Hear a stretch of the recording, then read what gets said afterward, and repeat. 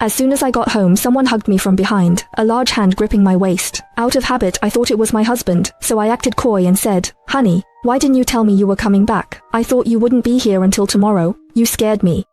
I kept mumbling on and on, wanting to turn around and hug him, but the hand on my waist didn't let go.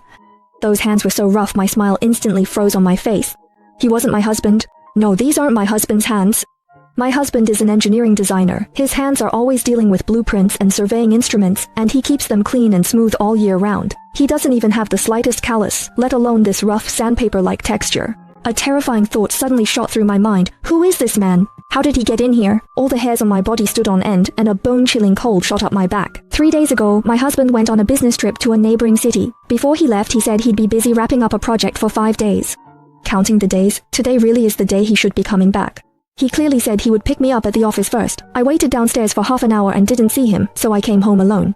Did he actually come back or not? If he did come back, has he already been hurt by this man? The entryway was eerily silent, only the sound of my breathing and the man's behind me could be heard. His breath brushed against the back of my neck, warm and damp, yet it made me feel as if I had fallen into an ice cellar. I didn't dare move, didn't dare look back, or even make the slightest sound. I could only stand there stiffly, feeling those hands radiating naked greed. Out of the corner of my eye, I stole a glance. In the faint light filtering in from the hallway, I could see his arms, thick and strong, wrapped tightly around my waist, and his broad shoulders nearly filled the entire entryway. Judging by our builds, there was a world of difference between us. If it came down to a physical struggle, I wouldn't stand a chance. I couldn't panic. I had to keep him calm. I forced myself to suppress the fear in my heart, squeezing out a coy nasal tone, as if I'd had a bit to drink and was slightly tipsy. I gently rested my head on his arm, feigning a spoiled tone as I acted coquettish. "Honey, why are you so impatient today? I bought a new outfit. How about I go to the bedroom and change into it for you to see?" I deliberately softened my voice, even gently rubbing against his arm, pretending to be completely unaware of anything. The man behind me paused, his hands stopping what they were doing. He seemed to hesitate for a few seconds, then released his grip on my waist and managed to squeeze out a deep, muffled voice from his throat. "Go on, quickly."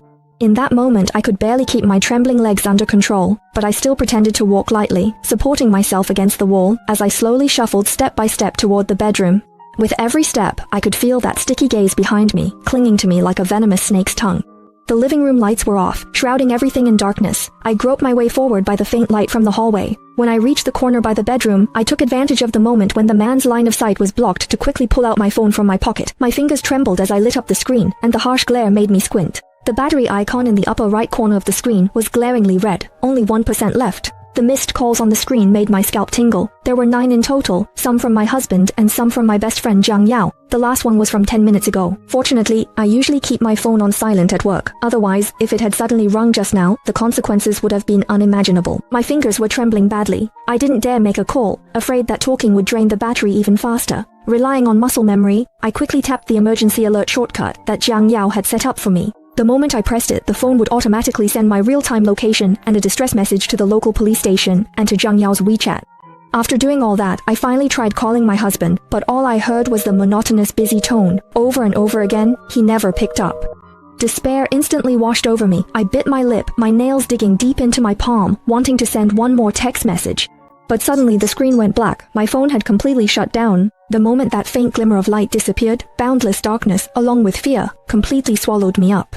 Just then, the bedroom door was pushed open. A tall man's figure appeared in the doorway, blocking the last bit of light.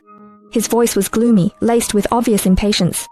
"What are you doing? Stop dawdling. Didn't you say you were going to change clothes and show me?" Startled, my hand trembled and I nearly dropped my phone. I hurriedly stuffed it into my pocket, forcing down the fear in my heart. I managed to squeeze out a playful, innocent smile, still feigning a coquettish tone, as if to chide him. "Honey, it's too dark in the room. I can't feel my way around, and after searching for so long, I still can't find where the clothes are. My eyes are all blurry." The man seemed to have lost his patience. He dragged me forcefully into the bedroom and threw me hard onto the bed, making the bed frame thud dully. I let out a muffled groan from the pain. Just as I tried to get up, the man pinned my shoulders down firmly. My heart tightened. I hurriedly reached out to press down on his hand, my voice so soft it was almost dripping with sweetness. "Honey, don't rush. My throat is so dry I'm really thirsty. Could you get me a glass of water? Let me moisten my throat and then I'll keep you company properly. Otherwise, I won't have any energy at all. How boring would that be?" I looked up at him, my eyes slightly reddened, and gently touched his wrist with my fingertips, showing a hint of vulnerability and probing. His movements paused. His gaze lingered on my face for a moment. His breathing deepened in the shadows, and a faint scoff escaped his throat. He released the hand he was holding down, got up from the bedside, and his tone was openly impatient and disdainful. "Wait here. Watching his back as he turned and walked toward the living room, I finally let out a small sigh of relief, but cold sweat had already soaked through my clothes. I propped myself up on the bed and sat up, my mind racing, one escape plan after another popping up, only to be immediately dismissed. If I rushed out, he was right in the living room. He could catch up to me in just a few steps. With his strength, there was no way I could get away. Hiding is pointless. The house is only so big, and I'd be found sooner or later. Trying to fight him head-on would be like throwing an egg at a rock. No, I can't use force. I have to keep pretending, keep treating him like my husband, and make him let his guard down. Only then will I have a real chance to escape. I can't afford to make a single wrong move now. As I was thinking, I heard the sound of a glass being set down on the table in the living room, and soon the man's footsteps were coming back. He handed me a glass of water. I quickly reached out to take it, and my fingertips accidentally brushed against his palm, feeling the rough, thick calluses there. I forced down the fear and discomfort inside me, managed to put on a smile, and softly said, "Thank you, honey." The strange man had already lost his patience. Before I could finish drinking the water, he snatched the glass from my hand and slammed it heavily onto the nightstand. The cup hit the wooden surface with a dull thud, and a few drops of water splashed out. He closed in on me again, pushing me back onto the bed. His strong, pungent scent instantly enveloped me.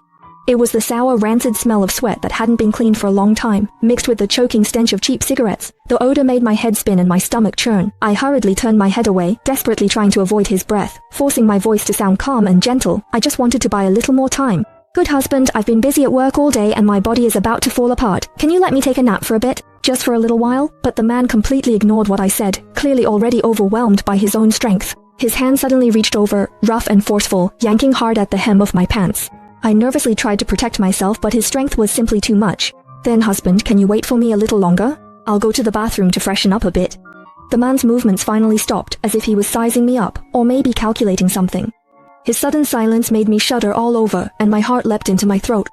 After a long silence, the man finally said, "Go quickly and come back soon." I pretended not to notice the oddness in his voice, my gaze falling vaguely on him in the darkness. When I raised my hand, I accidentally brushed against his chin, and the rough sensation at my fingertips was definitely not my husband's. My husband has always been meticulous about cleanliness. He always shaves his stubble clean and never leaves such a prickly feeling. Fear quietly crept into my heart. I clenched the hand hidden at my side, trying hard to suppress the panic inside me. I slowly got up from the bed, doing my best to make my movements seem natural. Barefoot on the icy floor, the biting cold shot up from my feet, clearing my muddled mind a little. But the moment I stepped out of the bedroom and looked at the tightly closed front door not far away, my heart was torn with intense conflict. Right now I'm only about 7 or 8 meters from the door. If I rush over and open it quickly, could I escape? This is my only chance. If I take the risk, maybe I can get out alive. After much hesitation, I suppressed the panic in my heart. Using the motion of lowering my head to hide the urgency in my eyes, I quietly quickened my pace and walked swiftly toward the door.